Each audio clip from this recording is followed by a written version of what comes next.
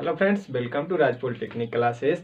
आज हम लोग पढ़ने वाले हैं क्या एक्सरसाइज 1.3 जिसमें कि पहला क्वेश्चन है सिद्ध करें कि √5 एक अपरिमेय संख्या है। तो चलिए सिद्ध करते हैं। सबसे पहले लिखना है हम लोग को सॉल्यूशन, है ना, सॉल्यूशन। और उसके बाद क्या करना है हल। देखिए तो क्या है, सिद्ध करें कि √5 एक अपरिमेय संख्या है। तो हमको मान लेना है, माना कि √5 एक क्या है, अपरिमेय संख्या है, परिमेय है। यहाँ पे अपरिमेय दिया हुआ है तो हमको क्या मान लेना है कि एक परिमेय संख्या है। चलिए, इस परिमेय संख्या को हम लोग जानते हैं कि P/Q के रूप में लिखते हैं। तो इसलिए हम कह सकते हैं कि √5 बराबर P/Q, जहाँ नीचे वाला Q जो है 0 नहीं होना चाहिए, है ना, और क्या नहीं होना चाहिए, वह सअभाज्य और ये सब क्या होना चाहिए, P और Q, P तथा Q क्या होना चाहिए, सअभाज्य है। P/Q क्या है, सअभाज्य है, सअभाज्य है। सअभाज्य का मतलब क्या है बाबू, कि इसका जो मासा होना चाहिए, HCF जो होना चाहिए, किसका HCF बाबू, तो P और Q का जो HCF होना चाहिए ये एक होना चाहिए, है ना। सअभाज्य का मतलब यही होता है कि इसका जो HCF होगा P और Q का एक होगा, है ना। चलिए तो मान लिए हैं इसका। अब देखिए क्या हम इसको लिख सकते हैं, P बराबर इधर जाएगा गुना हो जाएगा √5 इंटू में Q, ये Q है बाबू, है ना। अब हो गया, ऐसे नहीं लिख सकते। देखो इधर P रहेगा, इसको इधर लेके गुना करेंगे तो इधर हो जाएगा √5 इंटू Q, है ना। अब लिखेंगे दोनों तरफ वर्ग करने पर, दोनों तरफ क्या करेंगे, वर्ग करने पर।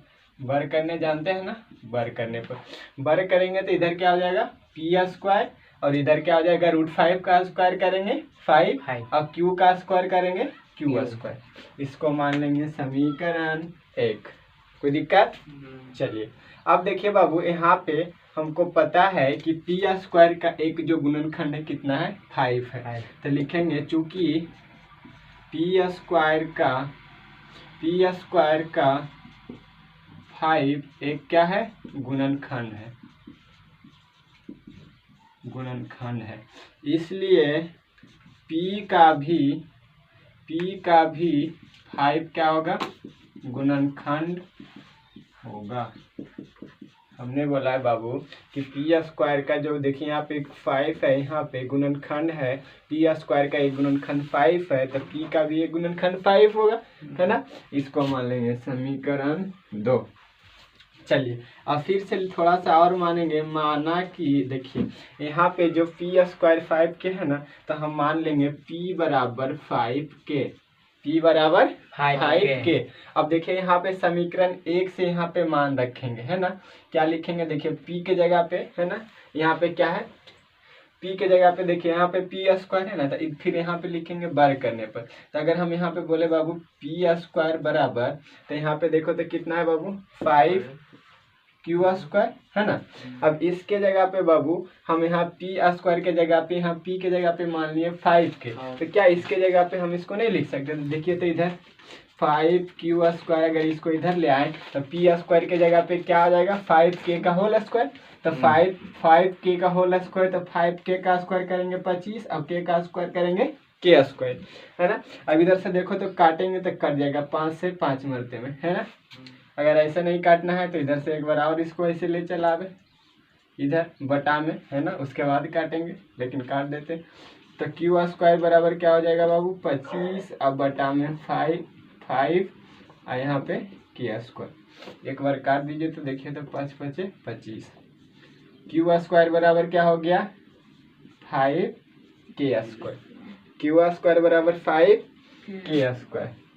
यहाँ से हम कह सकते हैं कि Q² से, चूंकि Q² से क्या है, P² जो देखिए इसका क्या है, Q² का 5 क्या है, एक गुणनखंड है, गुणनखंड है। इसलिए क्या होगा बाबू, Q का भी एक गुणनखंड, Q का भी 5 क्या होगा, एक गुणनखंड होगा, गुणनखंड होगा।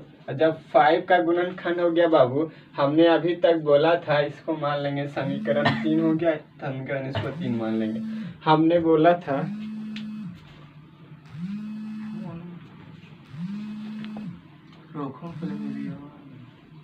हमने माना था समीकरण जो 3 है, देखिए तो समीकरण फर्स्ट और समीकरण 3 है ना।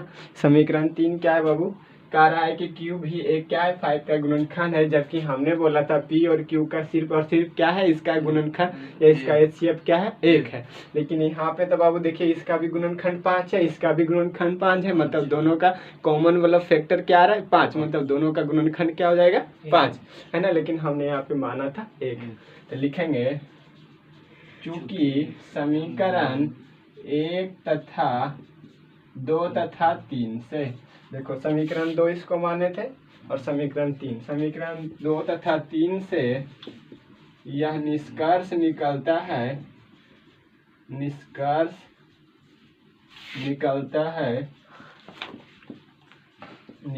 है कि है ना, कि देखो जो हम माने थे यहाँ पे है ना, यहाँ पे निष्कर्ष निकलता है कि 5 का है 5 का पी और क्यू का गुणनखंड, पी तथा क्यू का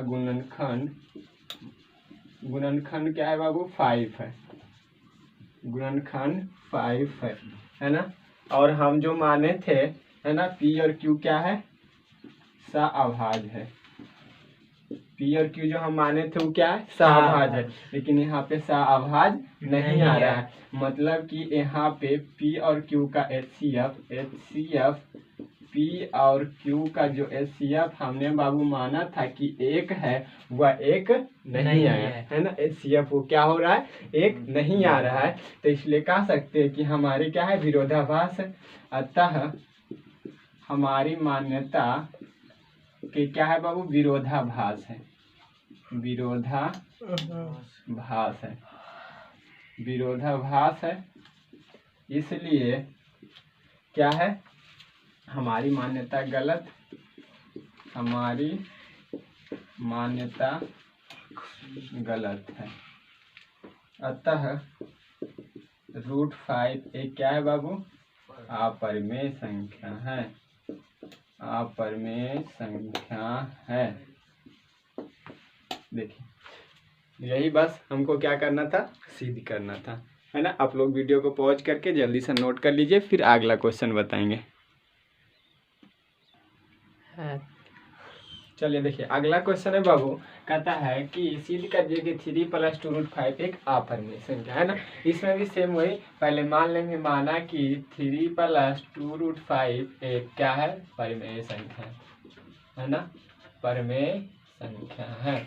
जब परिमेय संख्या रहेगा बाबू तो हमको पता है कि क्या करेंगे 3 + 2√5 बराबर P/Q, जहाँ क्या होगा Q = नॉट 0 और क्या कह सकते हैं बाबू, और P तथा Q क्या है, P तथा Q एक सअभाज्य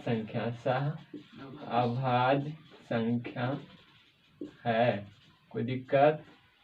चलिए अब सअभाज्य संख्या है बाबू, तो हम क्या करेंगे, तो देखिए इधर अब कुछ नहीं करना, इसमें 3 को इधर ले चल आवे, देखो तो इधर लिखेंगे 2√5 बराबर P/Q और माइनस इधर +3 है तो इधर आएगा तो -3 है ना।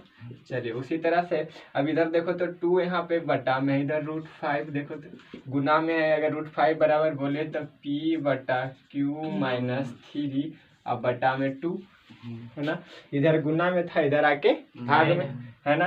अब देखिए तो इसको थोड़ा सा अगर सजा के लिख सकते हैं तो ऐसे नहीं कह सकते √5 बराबर, देखिए तो इसके नीचे कुछ नहीं तो एलसीएम ले लेंगे तो 1 हो जाएगा है ना, तो ये हो जाएगा P - 3Q अब बटा में 3, इसका कितना हो जाएगा नीचे में 2Q है ना।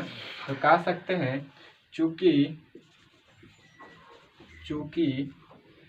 P तथा Q एक पूर्णांक था, P तथा Q क्या था बाबू पूर्णांक है, इसलिए P -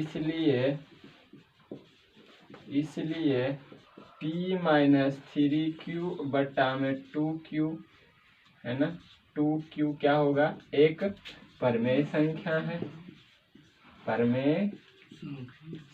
है तथा परिमेय संख्या है, और √5 भी परिमेय संख्या होना चाहिए, परिमेय संख्या होना चाहिए जो कि विरोधाभास है, जो कि विरोधाभास है। √5 एक क्या है बाबू, अपरिमेय संख्या है। इसी अभी कुछ देर पहले हम सिद्ध किए हैं कि √5 एक क्या है, अपरिमेय संख्या है। जब अपरिमेय संख्या हो जाएगा बाबू तो मेरा तो विरोधाभास है, हमने माना था कि परिमेय संख्या हो जाएगा, है ना। तो निष्कर्ष क्या निकलता है, अतः निष्कर्ष यह है कि निष्कर्ष यह